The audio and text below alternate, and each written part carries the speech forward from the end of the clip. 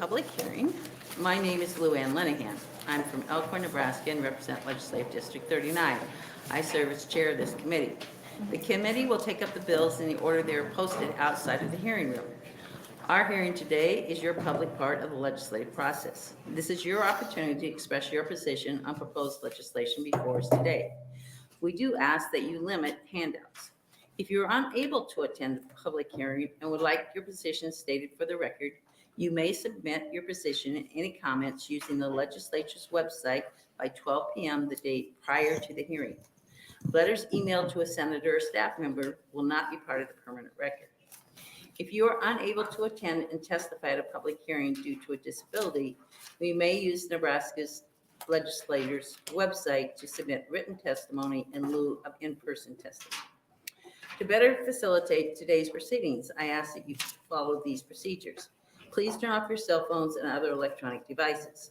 The order of testimony is the introducer, opponents, neutrals, and closing remarks. If you will be testifying, please complete the green form and hand it to the committee clerk when you come up to testify. If you have written materials that you would like to distribute to the committee, please hand them to Paige to distribute. We need 11 copies for all committee members and staff. If you need additional copies, please ask a Paige to make copies for you now. When you begin to testify, please state and spell your name for the record, and that's first and last name. How many testifiers do we have today?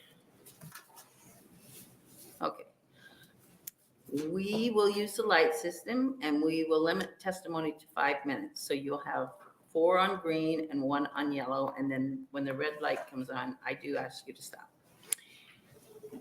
If your remarks were reflected in previous testimony, or if you would like your position to be known but do not wish to testify, please sign the white form at the back of the room. It will be included in the official record. Please speak directly into the microphone so our transcribers are able to hear your testimony clearly. I would like now to introduce committee staff. To my immediate right is legal counsel Lyle Wheeler. To my immediate left is research analyst Charles Hamilton. To my left at the end of the table is committee clerk Thomas Weekly. Now I would like committee members to introduce themselves, starting at my far right. Kathleen Kauth Millard, LD 31. Brad Von Gillern, Legislative District 4, West Omaha and Elkhorn. Hi, Joni Albrecht, District 17. George W., District 26, Northeast. And I think we have some other members in other committees. Well, I don't think. I know we have some other members. I think in other committee meetings. Today, our afternoon, I'm not sure which, am I supposed to use this? Who's here? Sorry, that was for the morning. Okay, so this afternoon, we have, would you like to stand up, ladies, please? Kate Lund, who's at UNL, a junior in political science, and Kate. Amelia, oh yeah. Amelia, and you're at UNL, political science? Senior, thank you. I'm just gonna do what Murman does, like introduce yourselves. Okay, please remember, we are all very tired. Please remember the senators may come and go during our hearings as they may have bills and other committees introduced. Refrain from applause or other indications of support or opposition. For our audience, the microphones in the room are not for amplification, but for recording purposes only. Lastly, we use electronic devices to distribute information. Therefore, you may see committee members referencing information on their electronic devices. Be assured that your presence here today and your testimony are important to us and are a critical part of our state government. Thank you very much. And with that, we will open on LB 440. Welcome, Senator Albrecht. Thank you.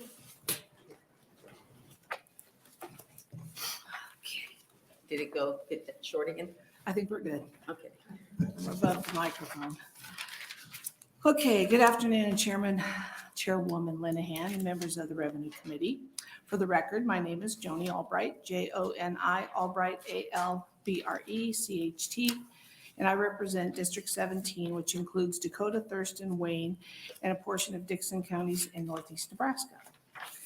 We continue to be inundated as elected officials by citizens' concerns over high property taxes. One way this body can assist taxpayers is to assure that when possible, our taxpayers are included in the spending decisions.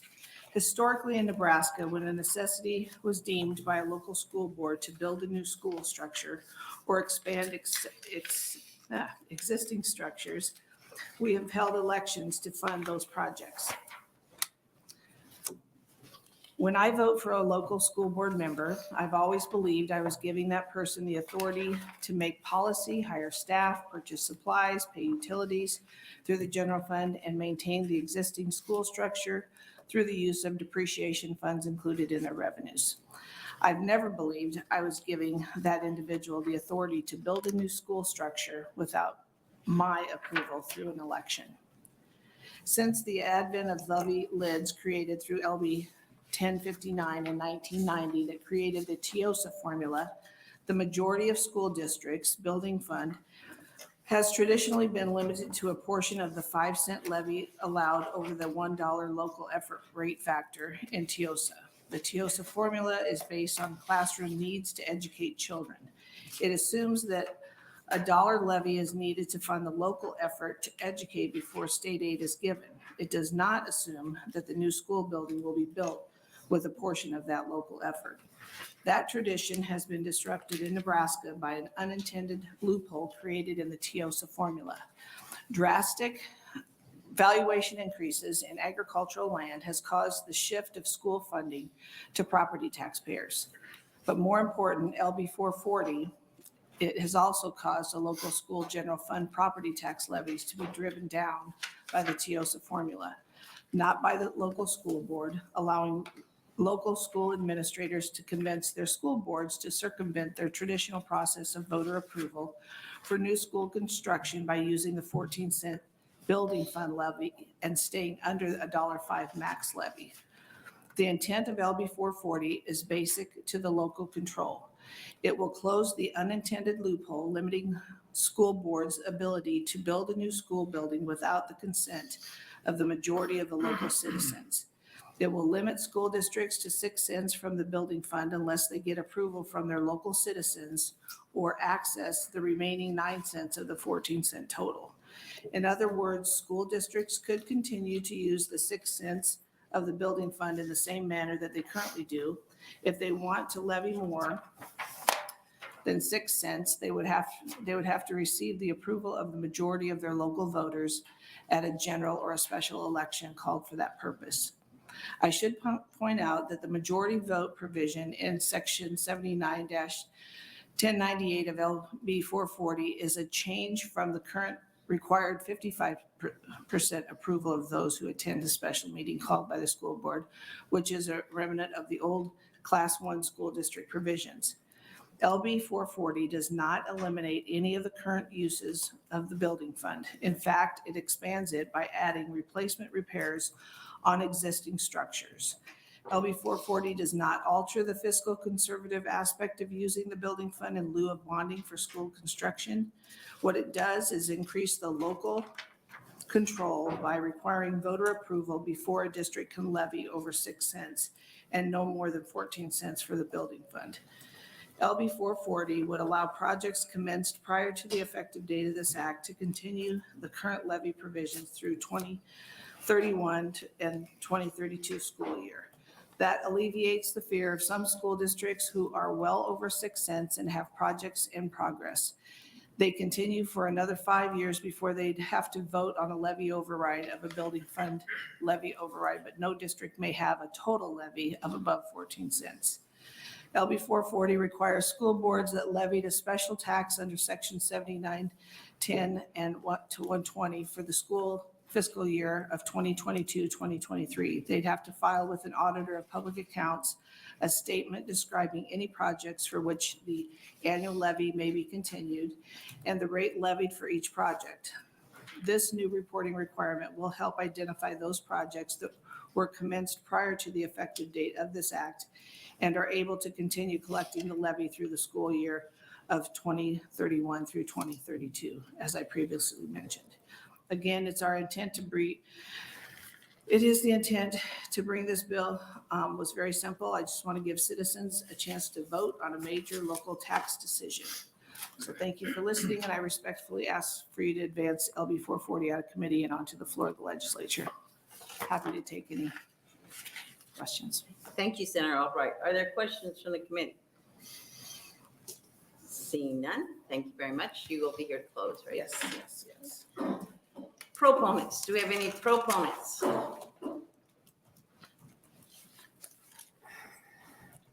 Do we have any opponents? Yes, I assumed.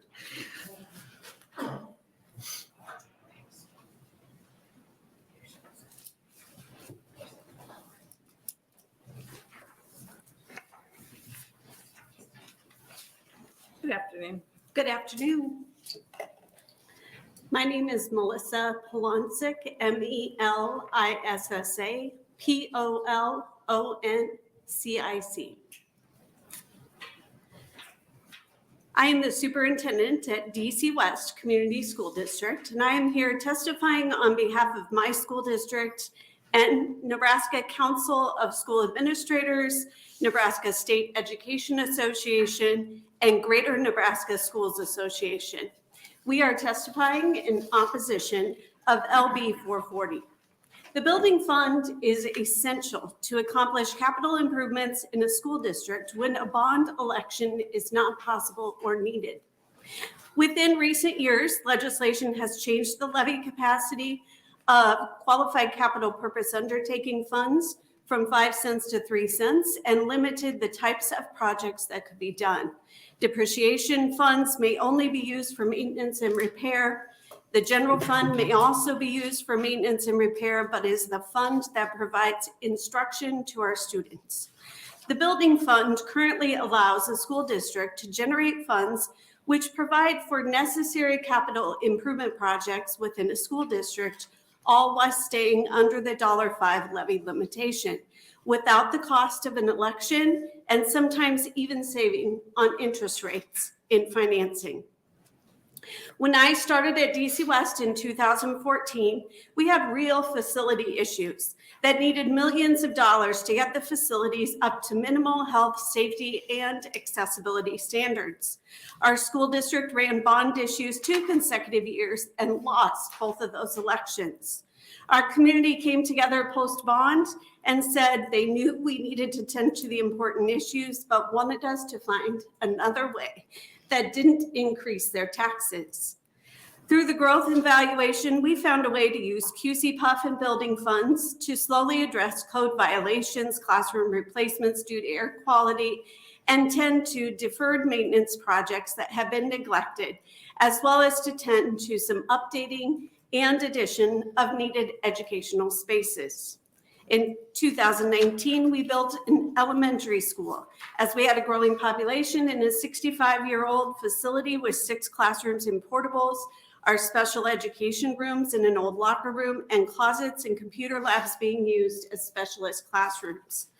These are not extravagant needs, and this was necessary space. We were transparent in our process, which took multiple years.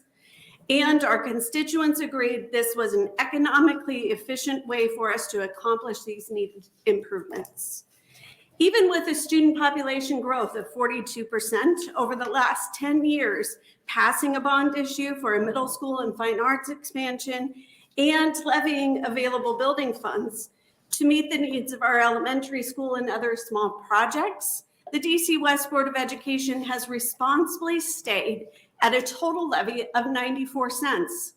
We have dropped our total levy over the past few years, all while continuing to use the building fund levy. This has happened because our local school board used quality fiscal management and decision-making. The constraints of LB 440 would negatively impact all schools' ability to address necessary facility needs. The bill would require school districts to hold an election to purchase land, to build classroom additions, or even to establish portable buildings to accommodate growth. These are all necessary actions that school districts need to take in order to care for the growth and education of their school district, many times in the failure of a bond election. These are small enough projects they should not necessitate an election, which has additional expense and prolongs precious time that many school districts do not have in these circumstances. LB 440 is currently written to allow school districts to use building funds for some provisions on existing structures, but allows no solution for districts that are rapidly growing or have spaces that need replaced because the existing structures are no longer safe for students. I understand there may be concern across the state of school districts under that $5 cap that raised their levy to tend to capital improvements without a vote of the people, yet their boards of education are elected officials and they make decisions in the best interest of their students and their communities in public meetings. I see my light is on. I'll stop there. Thank you. Other questions from the committee? Senator Von Gillern. Yeah, thank you for being here today. You Help bet. me with your last name. Polonsic. Polonsic, thank you. And mine gets butchered all the time. I don't want to do it to somebody else. Certainly, you had a very unique situation in DC West. Just two quick questions. One has to do, you said that you lost 2 bond issues, but then you stated that your constituents were highly favorable to the route that you took to get the schools done. How can those two seem to be in conflict? Can you help me understand that? The bond issue was asking for a large increase because when you start expanding on these code issues, the construction costs really can mushroom. And so we had to break it out into small pieces that we could utilize QC Puff or building funds for. And so we broke it into small increments. The other thing is we used portable buildings. So portable buildings are much cheaper than construction, which was what was in the original bond. Okay. My concern with 440 is you can't even do a portable building without the vote. And so in that circumstance, we couldn't have even gotten rid of the unsafe classrooms and put up the portable structures that we did. Thank you. And then the second question, you talked about holding your levy down to 94 cents. You've got the West Shores area and a couple of pretty substantial areas out there. How much did your valuations increase during that time?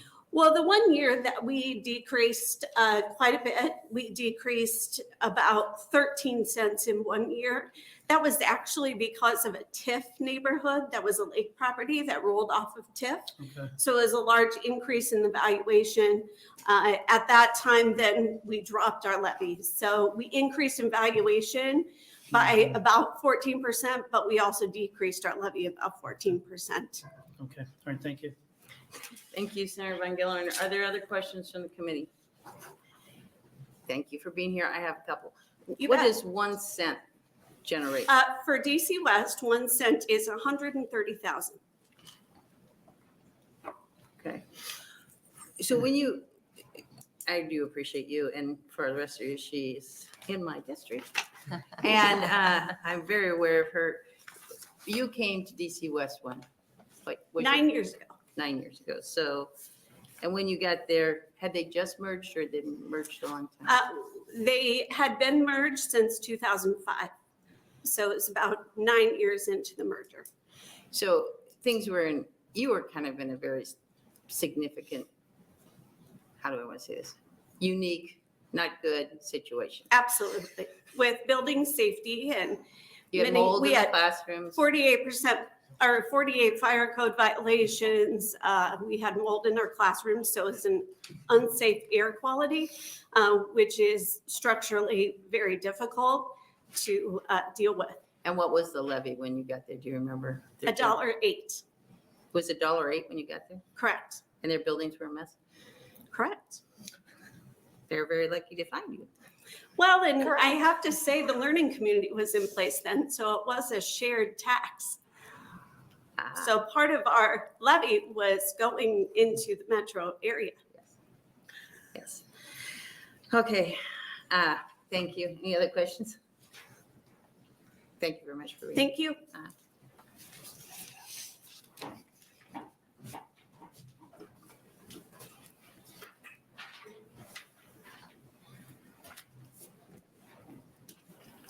Good afternoon. Chairwoman Lenahan and members of the Revenue Committee, good afternoon. I'm Suzanne Sapp, SUZANNE SAPP. I'm on my 5th term on the Board of Education at Ashland Greenwood Public Schools, and I'm in my 5th year on the Nebraska Association of School Boards Legislative Committee. I'm here on behalf of Ashland Greenwood Public Schools and the Nebraska Association of School Boards in opposition to LB 440. I'm opposed to this bill because of what I've experienced during my 18-plus years on the board at AG. I feel as elected officials, we know the best needs of our districts. The local control we have with the Special Buildings Fund has allowed us to prepare for 2 different building projects. We have successfully used the Special Building Funds to pass 2 bonds, one in 2009 and one in 2020. The 2009 bond was passed for $6 million for additions and remodeling of both of our buildings. Several years before, we started to levy into the building fund with 8 cents being the largest amount. With the funds we saved, the increase in valuation, and the promise to take that building fund down to 0, we were able to pass that bond at a levy neutral amount of $1.09. In 2016, in anticipation of another bond, we began to levy the special building fund for the first time since 2008 by putting in 3.5 cents. We were also able to lower the tax rate down from $1.09 to $1.04. Over the next 4 years, we continued to increase the tax rate for the special building fund, all while lowering our total levy. In 2020, we presented the proposed $59.9 million bond with our tax rate asking down to 99.5 cents at the time. We told our constituents with the passing of the bond, we once again would take that special buildings fund back down to 0. And we're very confident that the increase of valuations, the lowering of that fund, we would not be asking more than $1.01 for the bond and hoped we could stay levy neutral. Our bond passed, we were able to purchase 60 acres of land for the new buildings, and the following year, we lowered our tax asking down to 92.5 cents. We started construction immediately on the pre-K through 2nd grade building. With the supply shortage, we had to make some modifications, and it resulted in an increase in price. When we put the bids for the new middle school out, the numbers came back high, and added to the increase we already experienced, we were $5 million over our $59.9 million bond. Our architects and contractors modified, cut, sharpened their pencils. With those changes, private donations to the project, and the money we had in the special building fund, we were able to move ahead without asking any more from our constituents. We sent out a survey to get a pulse of the people in our district, and the response was overwhelming to move forward. If we hadn't saved in the building fund and waited to begin construction on that second building, our current cost of $285 per square foot would now be over $500 per square foot, which would have made that building almost twice as expensive as what we are currently paying. I have an education degree. I taught 5th grade. I coached for many years and substitute taught. I chose to spend so many years on the school board because I care about the education of our students in our district and in the state. I came on the board knowing my responsibility on this board is to the students of our district, and I will fight for them. I will also fight for all school board members who earned the right through their elections to their boards by their constituents to have local control. I feel that Nebraska has excellent public schools and struggle to understand how the money spent on public education is looked at as an expense. Instead, it should be seen as an investment in our state. Thank you for your time. Thank you very much, Ms. Seth. Are there questions from the committee? What is your levy now, you said? It's this last year, we moved it back up 2 cents, so it's 94.5. 94.5. Yes. And that includes your Bond, bond. yes. So how much is your general fund? If you don't know, that's okay. But you said at one point you had it, the most you ever used of the building fund was 8 cents, right? No, we levied into, that was the first bond. The second bond, we started adding to it, and by the time that bond passed, we were up to 12 cents. But now it is back down to 0. Okay, so you went up to 12 cents. at one Yes, time, we But you never went to 14 cents. No, we didn't feel like we needed to. And your superintendent, I'm forgetting his name. Jason Leibel, Yes, and how long has Jason been? this is, I believe, his 6th year. Okay. Okay, are there any other questions from the committee? Thank you very much for being here. Appreciate it.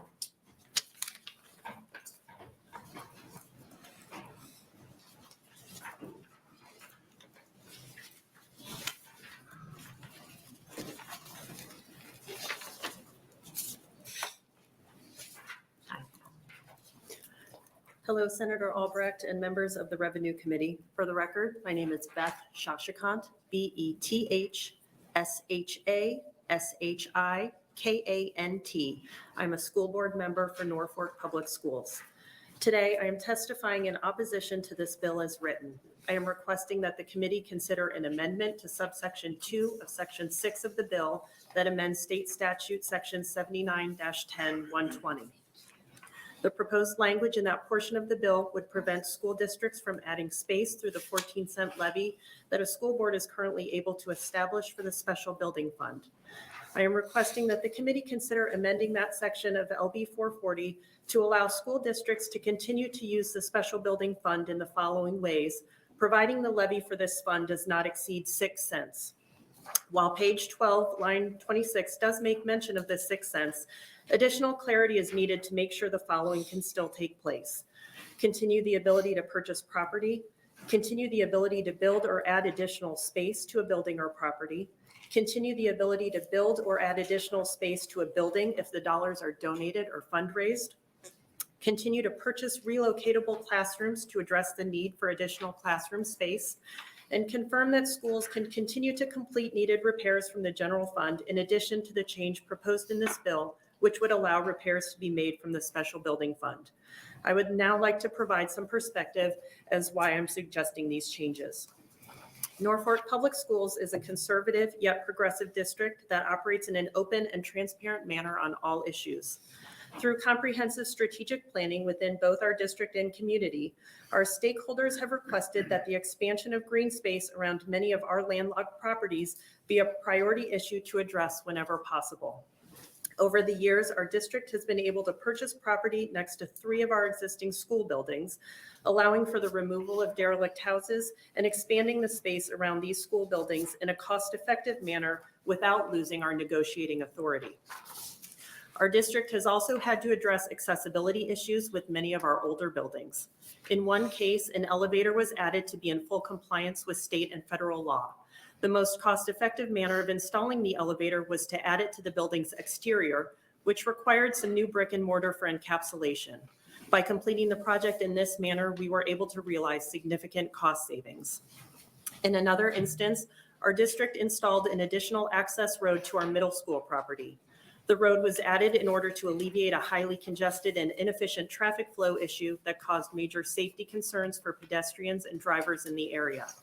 The current proposed legislation would eliminate our district's ability to proactively move forward with these types of projects in the most cost-effective manner.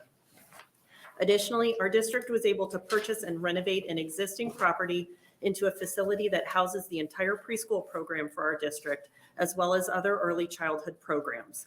This entire project was completed without any bond debt. Finally, Norfolk Public Schools has been fortunate to raise over $1 million through donations and grants to fund the addition of a career academy, as well as renovations to our high school. This career academy project provided much needed improvements to our vocational facilities in automotive, welding, construction, and agriculture. These facility improvements allowed our district to move forward with our strategic planning, and the resulting career academies enhanced student opportunities to gain insight and experience in various career fields. The success of this project not only helps expose students to various career opportunities at an earlier age, but it also addresses some of the shortages of skilled workers in these areas as well. The dollars utilized by NPS for this project were donated rather than from taxpayer funds. However, under this proposed bill, the project would still have needed to be approved by the voters before being implemented. In closing, I believe with some carefully revised collaborative amendments to LB 440, this legislation would be something Norfolk Public Schools could support. I believe my proposed changes would still embody a fully transparent process while also allowing school boards to operate and manage funds effectively. This proposal would also create a mechanism for district patrons to vote on specific decisions when appropriate, while most importantly maintaining local control. Thank you for your time and service to our state as senators. I hope we will continue to work together to keep Nebraska's public education system strong. It is an asset we do not want to compromise. Thank you very much. Other questions from the committee? So you're saying it's okay to take it down to 6 cents, but leave you the flexibility? Yes. Okay. Yes, Senator Dunham. Thank you, Chairman Hannan. Thank you for being here. Just to clarify, so I know kind of where these proposals are coming from, are these just on behalf of the Norfolk Public Schools? Is this on behalf of the school board, or is this on behalf of any other organizations? So I'm here representing the school board. These are projects that our school district undertook. So yes. But in terms of the suggested amendment, though, have you run Yeah. those by anybody else in terms of whether other organizations would agree with those? That I do not know. I could defer. Okay. Colleagues. That's all I'm wondering. Thank you very much. I appreciate it. Thank you very much. Are there any other questions? What is Norfolk's levy right now? We're at $1.05. And do you have bonding too? No, I don't believe. We have QC pop funds. Okay. Okay, any other questions? Thank you very much for Thank you. being here, appreciate it.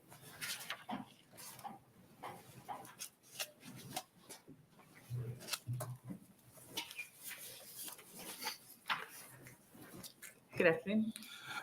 Good afternoon, Senator Lanahan, members of the Revenue Committee. My name is Kyle Fisher, Kylefisher. I'm in my 13th year as a school board member for Springfield Platteview Community Schools. Thank you for providing this opportunity to speak on LB 440 and the Building Fund. We have been using the Building Fund to show our residents and taxpayers that their funds are being used diligently and efficiently. There have been many necessary updates completed. A couple of years ago, for our growth and grade school needs, current and future, our voters passed a bond for a new elementary school in Springfield to replace the prior building, and to have greater updates in the second older elementary school to provide a functional and comparable learning environment in both buildings. They were both completed for this current school year and greatly appreciated by the community. We are able to make changes to our buildings to adapt with our needs due to growth and interest. A chain reaction of our new elementary school includes turning the old school into our district office. The current district office is to become an activities building. The old gym in the high school that activities are moving out of will become the new weights and fitness room.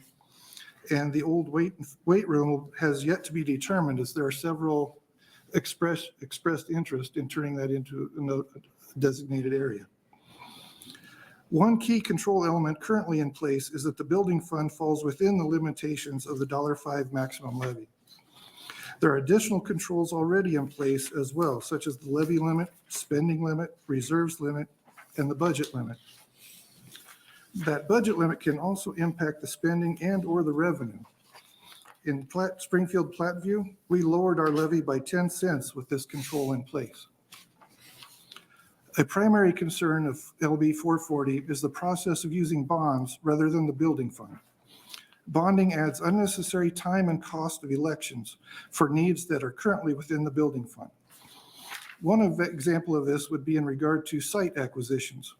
While this is permissible to be held in executive session within the Open Meetings Act, requiring that bond process and its planning goes against that. If an election is needed before any property may be purchased, a district will have less negotiating power to save cost of its constituents. Now, some would say their impression of this bill is to remove control from the local boards and to add levels of requirements, which dissipates efficiency and increases cost, thus either raising taxes or diminishing into buildings over time. I believe it was a response with good intentions, but is not needed or a practical approach. Local boards are elected by the same voters you are, hold public budget hearings, and are totally accountable for their financial decisions and district infrastructure planning. If there is a dissatisfaction in how school boards utilize the funding tools available, there's already a recourse for their constituents and voters. And what would like to add, when this body abolished the common levy a few years ago, it created a foundation and confidence to our taxpayers to pass that recent bond. I want to thank you for their confidence in local control. And thank you again for this opportunity. And I ask that LB 440 not be advanced from the committee. Thank you, Mr. Fisher. Are there questions from the committee? I'm confused. So you did pass a bond to build a new elementary school, right? Yes, we did that. And what was that bond for? $26 million to build one new school and renovate another. Okay, so how much, what is your levy now? 78 cents, And how much of the bill, how much? 14, You're using 14 cents, yes. but you passed a bond, so you could have gotten okay There to are use the many, 14 cents. what's it? You didn't have any trouble passing the bond. Not this time.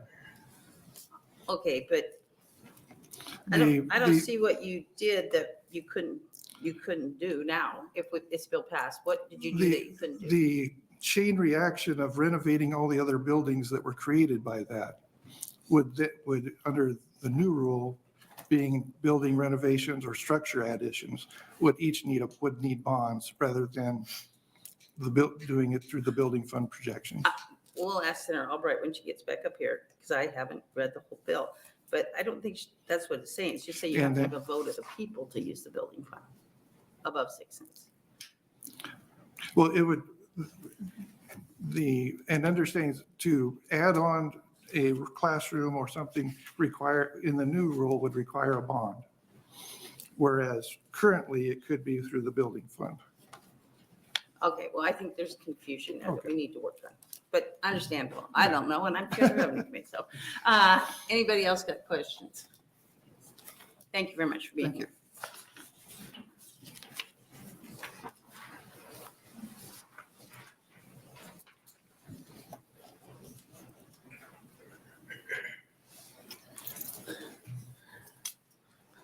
Good afternoon, Senator Linehan and Good committee. Thanks for hanging in on Friday afternoon. Yeah. My name is Chip Kay, CHIP, KAY. I'm the Director of Finance and Human Resources for Columbus Public Schools. I'm representing Stance at today's hearing. Stance is made up of 12 districts representing Nebraska from east to west, north to south, large to small, equalized to unequalized. We do not employ a lobbyist, but believe great policies created through educated collaboration and dialogue. LB 440 is a bill that challenges the authority of local elected officials to make financial decisions on how to use their $5 levy lid that is set by state statute. Continuing to make restrictions on how locally elected boards can do what is best for their stakeholders will further continue to compound the fiscal problems for Nebraska public schools. In LB 440, the proposal to eliminate the use of the building fund to construct a new school building, add additional footage to existing school buildings, or purchase sites upon which new buildings will be located without the approval of the people through an election is going to be very difficult. Purchasing land oftentimes is a board negotiated item. Now being an election would increase the cost of the land purchase through public knowledge. We would expect bidding wars, as well as the cost of the election. The timeliness of making a land purchase also saves taxpayer dollars. The purpose of placing funds into the building fund is to meet the strategic long-term planned objectives. The time and resources that go into making a land purchase for future growth is something that every school board and superintendent takes on with a sharp focus on meeting future objectives while not burdening taxpayers. Adding additional classrooms is something that addresses growth and in most cases is planned when buildings are constructed, leaving space and ease of access to make efficient and cost-effective additions due to growth. Over the last 20 years, Columbus Public Schools has made classroom additions to all 7 buildings where students are located to minimize large one-time bond issues. During this time, the district only needed 1 bond issue, and that was due to the quick and excessive growth of student enrollment and programs at a rate more rapid than the building fund could sustain. From 1994 to 2014, Columbus Public Schools met growth and program needs by building classroom additions using building fund proceeds and saved taxpayers an estimated $1 million in interest, pre-bond costs, and bond election costs. This type of fiscal responsibility should not be restricted or punished. Building a new building is quite a task, and there can be a case that can be made for such an investment to have full stakeholder support. My concern with the addition is that who can do this and who has the levy room. It is this concern, is there a better way to address than restricting the building fund? A growing district with sound fiscal practices may be able to offset an expensive building project using some funds from the building fund. During my time as superintendent at Shelby and Rising City, we were able to send to the election a bond issue at a reduced amount due to what we had in our building fund. This also allowed us to start the project immediately while waiting for competitive bond rates before executing the disbursement of bond funds. This was a win-win for a small rural district that would not be afforded to them under LB 440. There's a levy lid for the special building fund of 14 cents and a total of $1.05 when combined with the general fund. As a school district and locally elected school board, we are given the fiscal parameters to work with. Why does the legislature feel they need to keep moving the target through new restrictions, caps, or other oversight at the state level? The same constituents that elect school board members also elect state senators. We should trust their decisions at both levels of government. At this time, Stance is opposed to seeing LB 440 leave committee because it's a solution looking for a problem. It restricts local control. It continues to handcuff schools in finding solutions to better serve our students' needs. Local boards should continue to have the autonomy to determine how to use taxpayer dollars up to the $5 levy. Thank you. Senator Breezy. Thank you, Chairwoman Linehan, and thank you for your testimony here today.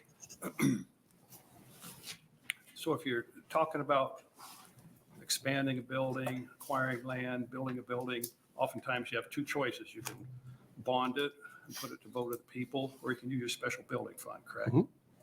Is the use of the special building fund fairly popular among the patrons of the Stance schools? I'll speak primarily to Columbus because that's what I'm most familiar with, Senator. In Columbus, the answer is yes. Okay. To minimize a bond, for example, we've been studying growth. We made a purchase of land a year ago, knowing that in the next 2 to 3 years, we would look at what our options are.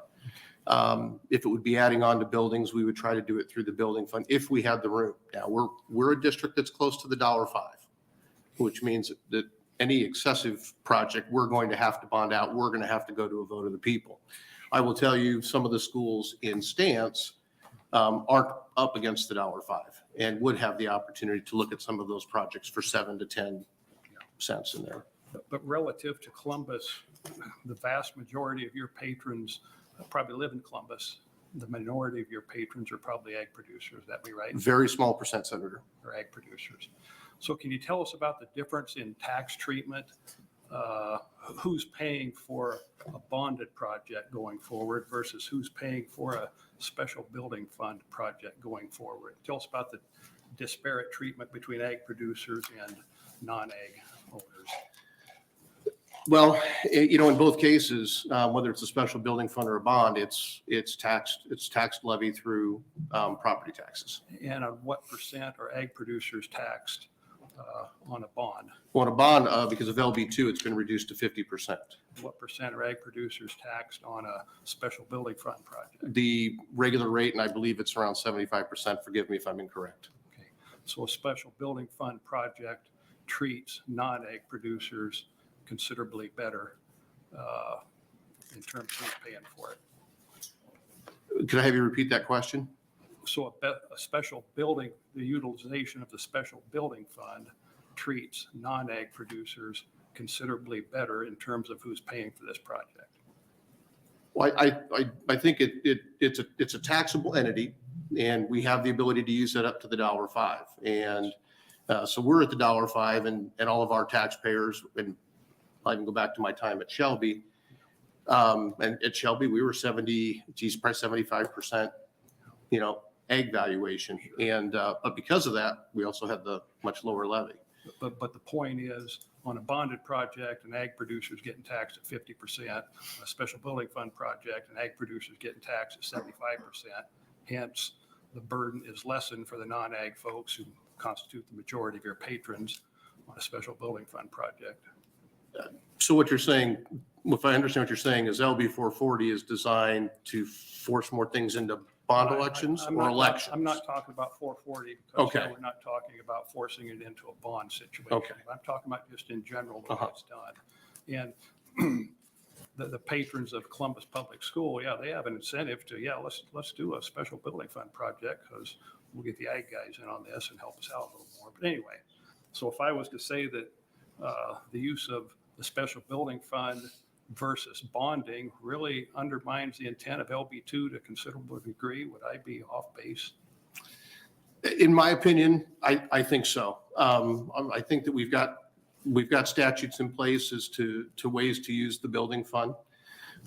We've got the $5 levy lid, and I don't know of a district that makes a purposeful intent of using the building fund to squeeze more funds out of any sector of their stakeholders There is a way to do that. Like I said, in our example, there's costs to a bond, there's costs to an election. And if we can do 4 to 8 classrooms onto a building in the building fund, we typically know we've got that money up front, or we can do it in a short period of time, saving money. So it's been my experience that I don't believe any superintendent or school board is taking advantage of the building fund in order to get more money out of the agriculture sector. Yeah. And perhaps that is true, but it also still, I believe, tends to undermine the intent and the impact of Bill B2. But anyway, I really appreciate your testimony. Thank you, Senator Breezy. Thank you, Senator Breezy. Senator Cobb. Thank you, Chair Linehan. Who pays for a special election? School The district. school district does? Yep. Thank you for not Senator. asking me the cost. Thank you, Senator Cobb. Are there other questions from the committee? Senator Dunham. Thank you, Chair Linehan. And thank you. Obviously, you and the other testifiers have a lot of information here, and I'm just trying to absorb all of it. One of the things you talked about in your testimony with regard to purchasing land is, and another testifier hit this as well, but the board negotiated aspect of that. And I think somebody else had mentioned that allowing the board to negotiate that purchase can essentially drive costs down in the long term and not pass that along to people of the district. Can you speak a little bit more to that? Because I'm trying to wrap my head around how that's not passed along in the future and sort of what the benefit is of allowing the board to negotiate. Absolutely, Senator. I'd like to use an example for Columbus Public Schools. So we just purchased 79 acres about a year ago, recognizing growth. We've had 15% growth in the last 5 years, 5 to 6 years. We contacted a group that was selling about 79 acres, and we were able to work with them, our board and their estate. Because we were a school and they wanted to leave a legacy, they knocked $5,000 off the price per acre. What an amazing gesture. Would they have been able to make that gesture if we're taking it to a vote of the people? And what would bound them in a vote of the people? So let's say our constituents vote that, yes, you can spend the 1.4 million to purchase, because that's how we'd have to do the language, the 1.4 million out of the building fund and then which would be 7 cents for us, in case anybody was curious, to purchase that land. What stops somebody from going to that estate owner and saying, I'll give you 1.9 million? So even though our voters have approved, we've been outbid. There's nothing holding the seller to hold that property per our election. Nor would anybody of us probably sitting here ask them to. And then the concern is if they do get that better bid moving forward, then that plan falls through and you'd have to then do another election moving forward. Well, I think there's a lot of different things. Number one is, would we spend 1.9?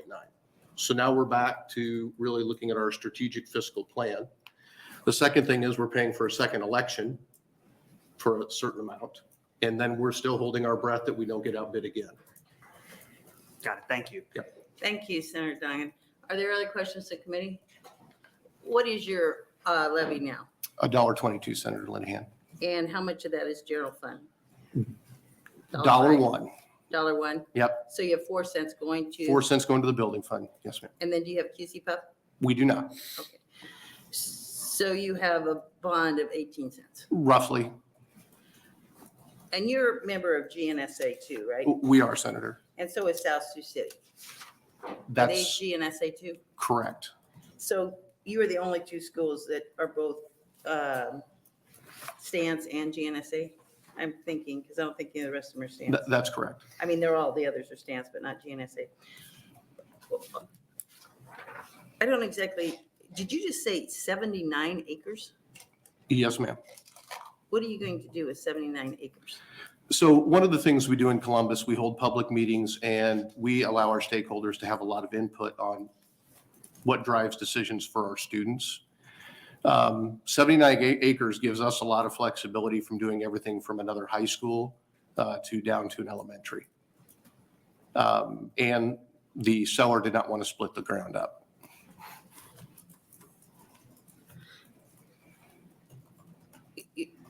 So you're going to plan on holding on to almost an 80 acres? Well, I think we'll see what comes out of the plan to build, and we'll decide what that footprint needs to look like. And then it would be in the best interest of our community if the district would sell the rest of the land. So you can sell it. The seller didn't say you can't sell it. That would be correct. We can't, How- we how can't big is- sell, we can't sell it all. We are going to have to put a school facility on it. How many acres does your high school, it's what, 12 years old? How old's your high So school? our high school opened in 2017. It's not even 12 years old. I think that footprint before they put the road through it was about 65 acres.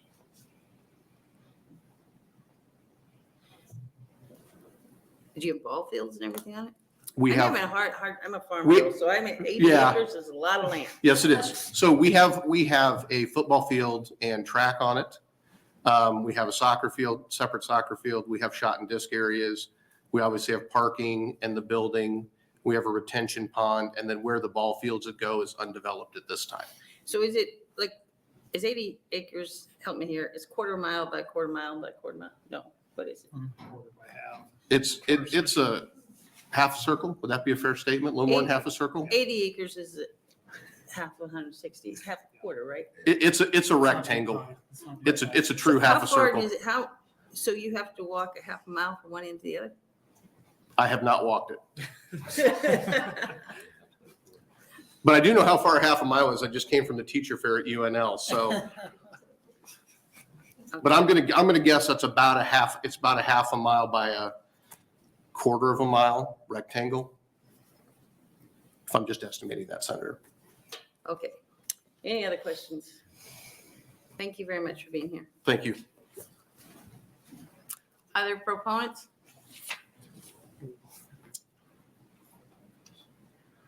Are there anyone wanting to testify in the neutral position? Sarah Albrecht, would you like to close, please?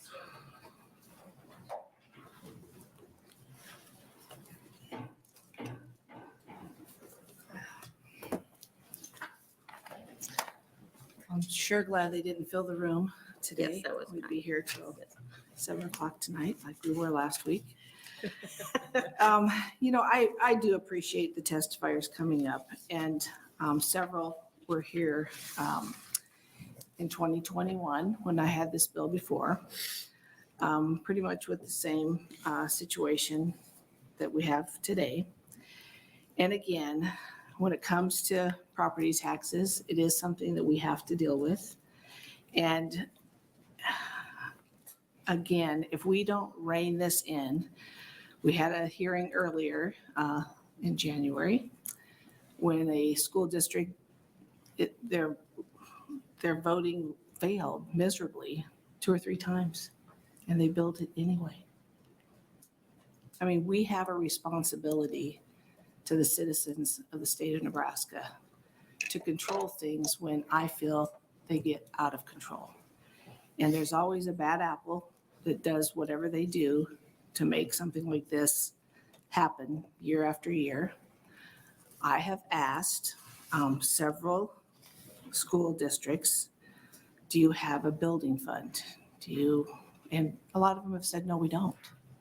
And I'm thinking, oh, but you must, because they just turn around and build it anyway. So again, I think this bill's come up several times, and I just think now is the time. I will tell you all that this bill came out of committee. We just ran out of time in 2021, and it was 8-0. Everybody that sat on this committee agreed that we needed to do something. And I will say, and I appreciate Norfolk coming up and asking for an amendment, but we did amend it back in 2021. If you have the bill in front of you, if you turn to page 12, I believe it is.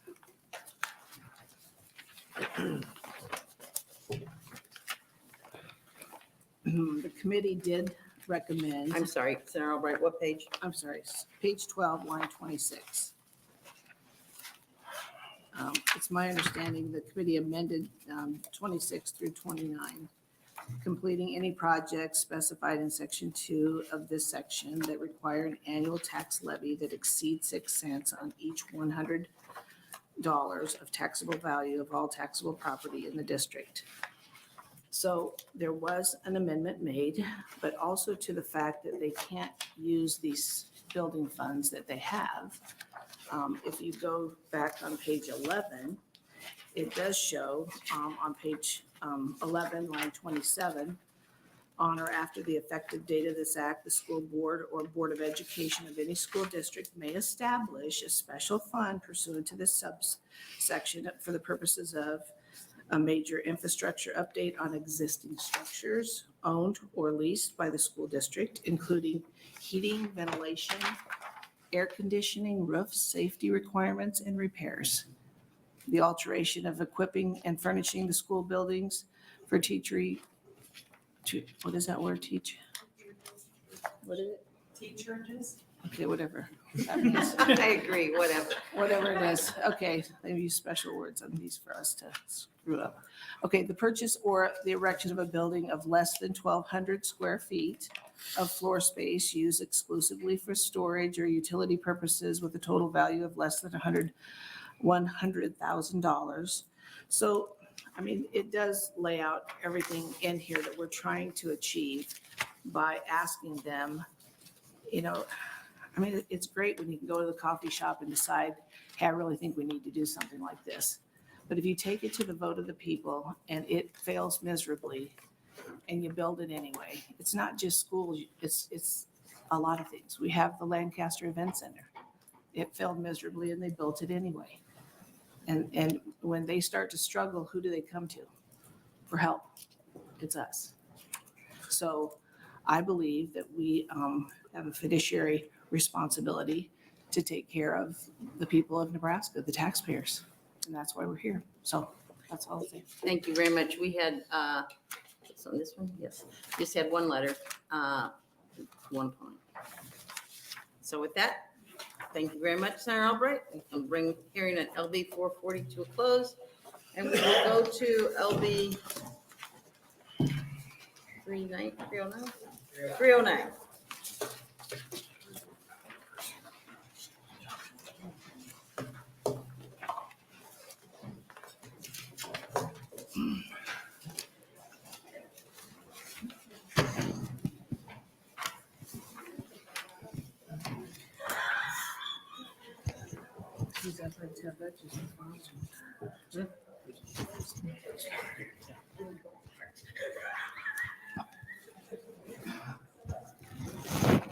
Hello, Senator Bostar. Good afternoon. I'm going to call it Project 80.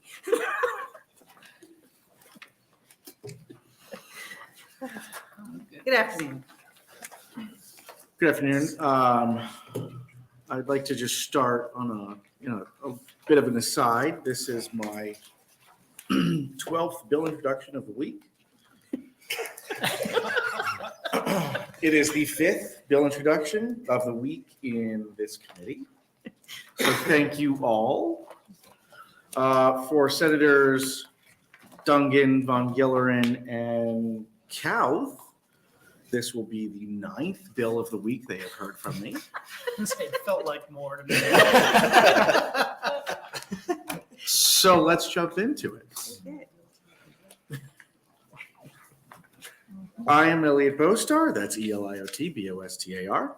I represent Legislative District 29, and I'm here to present LB 309, a bill that increases the interest rate from 9% to 14% for unpaid balances of refunds or claims that political subdivisions owe to taxpayers.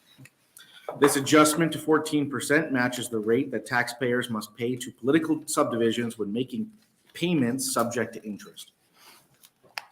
This legislation establishes a consistent rate that all parties are subject to on both sides of the equation. In 2021, Senator Halloran brought forward LB 189, a bill to increase the rate political subdivisions must pay from 0 to 9%, as well as mandating that any debts must be paid in full from the political subdivision's next budget. That part of the provision wasn't passed.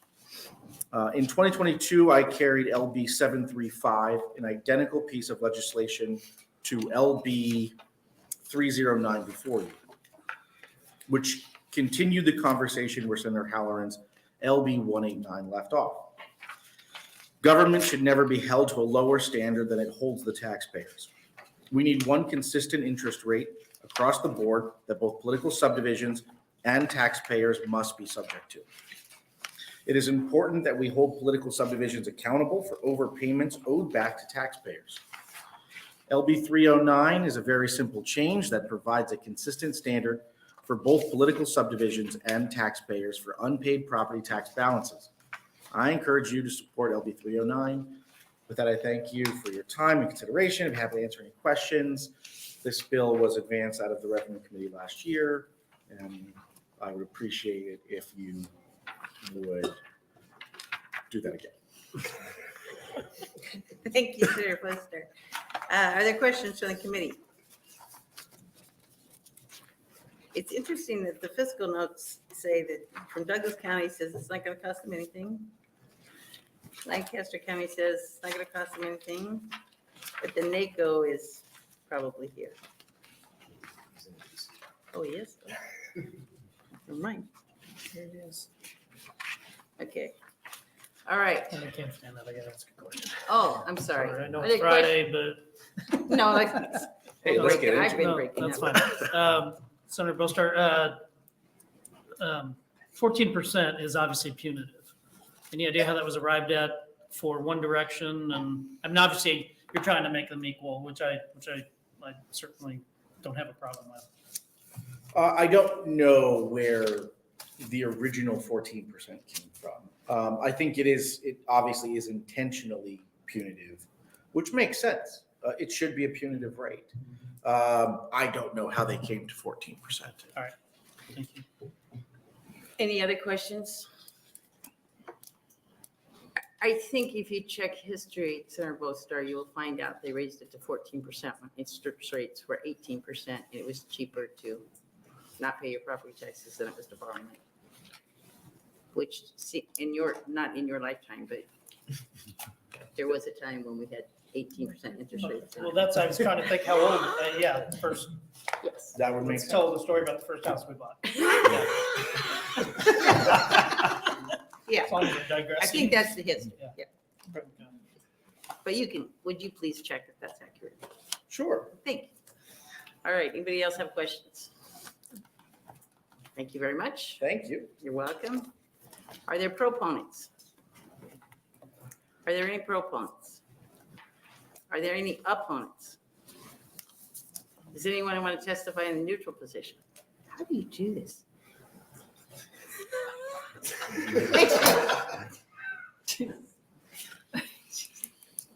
Good afternoon. Not Are gonna there wait, any huh? questions? Are there any questions? Would you like to close? Just wait. Any other questions? Oh, I have letters. Oh, Oh, Senator Murman. There you go. Why wouldn't you tie the interest rate like a certain percent above, I guess CPI or whatever would be an appropriate rate, so we wouldn't have to adjust it every few years when interest rates change? We don't adjust it now. The only adjustment we're making here is to match the rate that has been consistent for a long time that political subdivisions charge taxpayers. I don't anticipate that we would be trying to move this rate around going forward. The only intent here is to provide a level of equity and hold political subdivisions to the same standards that they hold taxpayers to. But maybe adjust it once a year or something, like, for instance, we may be headed to 18% again. Well, I didn't think we thought that in the 80s either, but, just so we wouldn't have to address it. I don't know how long it's been 14%, but maybe. But we're gonna look into it. I'm see just how thinking long it's making it simpler, certain percent above CPI or something like that. been. Fair enough. Thank you. Thank you. Thank you, Senator Murman. Any other questions from the committee? We do have two letters. Mr. Cannon must be out of town. He's opposed. And the opponent representing opponent from Sydney, and I think that's why they are opposed. That, we close. Do the letters, what impact do those have on consent? I don't know. Thank you very much. Find out. And we'll close the hearing on LB 309 and welcome Senator Murman. From what I hear, it's had quite a day already. Police shouting, screaming. Well, at least you didn't have to listen to the same bill all day. Yes, we did. That's true. That was last week. And it was earlier today for me, but that's beside. Good afternoon, Chairman Linehan, members of the Revenue Committee. My name is Dave Murman. I'm from District 38. Today, I'm here to speak to you about LB 809, my bill to expand tax credit within the Nebraska Advantage Rural Development Act. The current statute only allows $1 million to be distributed annually by the tax commissioner for the program. The credits are approved for each project upon certification of the eligibility of that project. I have a handout for each of you showing the current eligibility requirements.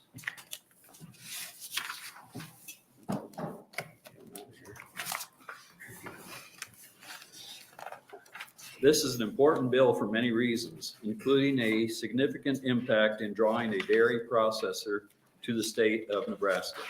The Nebraska Dairy Association is going to speak a little more about this, but the numbers I've seen show us that building a large dairy processing facility will provide $1.7 billion of annual economic impact to Nebraska while supplying over 4,400 jobs, which would pay for this program's allocation 42 and a half times over. States across the country are building dairy processors. A state like Nebraska, which has a robust and active agricultural economy, cannot afford to be late to the game on drawing a dairy processor. Rural revitalization is dependent on livestock growth and development. When we hear about slow economic development in rural Nebraska, you can draw a direct line from the lack of investment in programs like the one described in LB 809. I ask you to advance this bill to general file and we'll be happy to answer any questions. Thank you very much. Other questions for Senator Murman? Seeing none, thank you much. Proponents.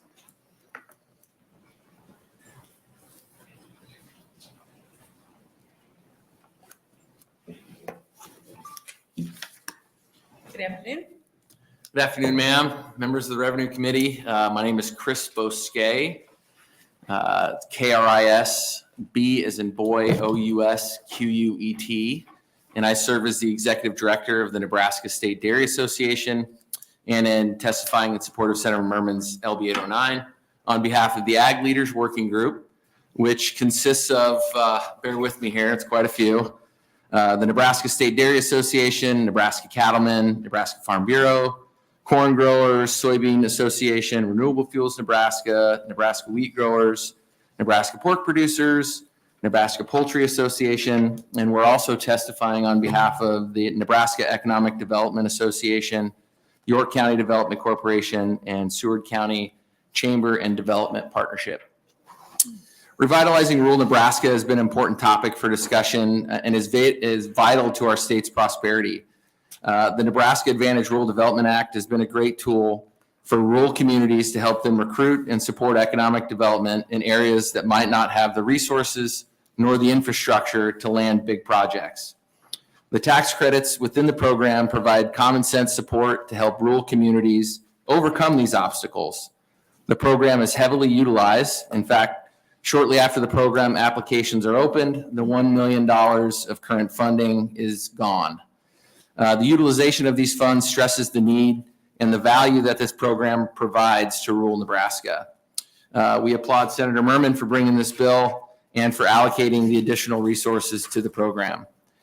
I think I'm going to go a little bit off script here, but I think what's really important about this program, and Senator Murman mentioned, we are trying to actively recruit dairy processors to the community, to Nebraska as a whole. But this program, the most important reason why we asked him to bring this was because dairy farmers would be eligible for it. The biggest worry for a processor, especially a large dairy processor, is can we get the cows? They're completely comfortable with the communities. They're really supportive. The incentive programs that we have are great for the processor, but competition for recruiting dairy farms is getting significantly more difficult. If you look across the country, the dairy industry is growing at a pretty rapid pace, and there's to build a new dairy farm, especially the size and scale that is needed to support a facility like we're recruiting currently, is roughly $10,000, $8,000 to $10,000 per cow. So on a 10,000 cow dairy, you're looking at an $80 million to $100 million investment in rural Nebraska. Now, when you think about labor input to those facilities, you're looking at roughly one person per 100 cows. And the University of Nebraska's economic study came back to show that about 4,400 jobs would be created. A lot of these positions would be in rural Nebraska, supporting livestock production and grain farming. I can go into a lot of different statistics and data and things like that about why it's important and why we feel that growing the dairy sector is important. But I think Senator Murman touched on it. Landing a dairy processor will significantly boost our state's cow numbers. And if one cow equals $12,000 worth of impact back to the state, that's a pretty big number, especially when we're recruiting projects with 6 million to 8 million pounds of milk processed in these facilities. So when you think about 6 million to 8 million pounds of milk, you're probably going to be recruiting about 150 to 175,000 cows to support that project. So the need to recruit dairy farms is significant, and it's extremely competitive due to the overall growth of the industry across the United States. And this program would go a long way in helping us get them here. I really appreciate the consideration of this bill, and would be happy to answer any questions if you guys have any. Thank you. Thank you very much for being here. Are there questions from the committee? How many dairy operators do we have? Cow operators, dairies? In Nebraska? Yeah. Yeah. So when I took over, we had probably 145, and that was about 5 or 6 years ago now, and we're down to below 100.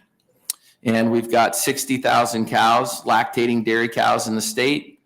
And our growth and development projects are very real. When you look at Milk Specialties in Norfolk, Nebraska, they're investing roughly $50 million into that processing facility, which we're adding cows to support that project. And that's organic Nebraska growth. When you look at the milk that flows outside of our state, our producers produce 4 million pounds of milk a day. 2 million of that milk goes outside of our borders to be processed. So basically what that does is it costs more money for our farmers to get their milk to market. So if you look at overall the United States, the federal order mailbox milk price, which is the overall price that the farmers get on their milk check when they take it out of the mailbox, is the second lowest in the country because of the transportation costs that our producers have to incur just to get their product processed. So when you shift that, okay, we've got 60,000 cows in Nebraska. The projects that we are in deep conversations on and are finalists for, one project alone would require 150,000 cows. We have 60,000 in the state, and all of their milk currently has a market. So that would be literally adding 150,000 cows to Nebraska. And so take 150,000 times 12,000, and that gives you the cow impact. But roughly per year, adding the 1.7 billion number that Senator Murman referenced, That was from an economic study that the University of Nebraska did. I think it was 2 years ago. So it was pre-inflationary numbers. So 1.7 billion of pre-inflationary dollars. Today, that would be significantly higher. Kind of lost my train of thought. Sorry, but It's right. it's a lot. Yeah, I mean, the amount. Okay, so I know where I was going with it. So every year, the economic vitality, the direct and indirect economic impact generated from growing the dairy industry will pay for the allocation 42 and a half times every year. So $40 million over 4 years, $1.7 billion. I mean, 40 goes into 1.7 billion, 42 and a half times, and that's the amount of economic impact generated per year from dairy growth. Thank you. Are there other questions from the committee? Seeing none, thank you. Oh, I'm sorry. Sarah. Sorry, it's not really a No, question, but I see that there's not too many others in here. Chris, you do an amazing job. I can see why you're the director. I couldn't remember those numbers. So, but, I also have a bill, I just want to say that I'm carrying for the dairy, asking for them to put 2 million, not billion. No. There's only $1 billion going on for education. So 2 million into the counties so that they can, it's kind of like an economic development type thing that you give them the 2 million and they have something to work with if somebody comes in and tries to match going into the dairy business in the state of Nebraska. So there are things going on in that field, but I think you've done a fabulous job trying to explain to non-farmers what it's all about. And cows, they're called cows because they're the mamas. Got it? I didn't know that 20 years ago. So. Senator Linehan's a prior dairy I farmer. know all about dairy. Yeah. Every morning you get up and have to go milk them, it's a good day, right? Yeah. Senator Murman, dairy farmer too. So yeah, Yeah. But thanks for being here, Chris. absolutely. I know. My job's to move us along. Any other questions? Okay, thank you very much. Yes, ma'am. Appreciate it. Are there any other proponents? Are there any opponents? Does anyone want to testify in a neutral position? Sarah Murman, would you like to close? What? Oh, letters. Well, not just letters, we had ADA testimony I handed out yesterday by accident. Oh. That was an opponent. Okay, Just for the record. okay. And how many no other letters? No letters. All right. Okay, I just want to mention that we talked a lot about dairy, but it doesn't only fit dairy. It's for all kinds of expansion of processing for livestock in Nebraska. It's not for the process, I'm sorry. It's processor or livestock, actually. So either the farmer or the processor. So, But wouldn't the processor qualify for matching? yeah, this is in the Nebraska Rural Advantage Act. It's to expand the funding from 1 million per year to 10 million over 4 years. 10 million per year for 4 Yeah, years. I know, and you have no opponents. It's astounding. I have a question about that. Yes, go ahead. So, and it's about how that money is doled out. Who can apply for that? As we look at China building, processing and building plants in our state, do we have restrictions against that happening? I'm not that familiar with the Allowing Nebraska outside Advantage Act, I guess. Countries to invest? Well, I think only taxpayers, but they would be taxpayers if They they're would be earning money taxpayers. here. Yeah. So that's something we could look at. I would just like to know that. We're falling into exceptions, so. I'd okay. just like to say, I've had also people talk to me in the district and outside the district that they're trying to entice a processor to come in the state, not a dairy processor, other processors that are very interested in this. And Okay. it's designed, there's a couple of levels. One's designed for counties under 5,000. 15,000. 15 and the Yeah. other one 25,000. Yeah, so it's a two-tiered program. There's L1 and L2. So it'll. You're not supposed to talk. Sorry. That's okay. It'll Yeah, so it only eliminates, I think, about 10 counties. And other than that, it can be used anywhere in the state. Okay, thank you, Senator Murman. Other questions from the committee? Seeing none, we will bring the hearing on LB 809 to a close. Thank you. Thank you very much.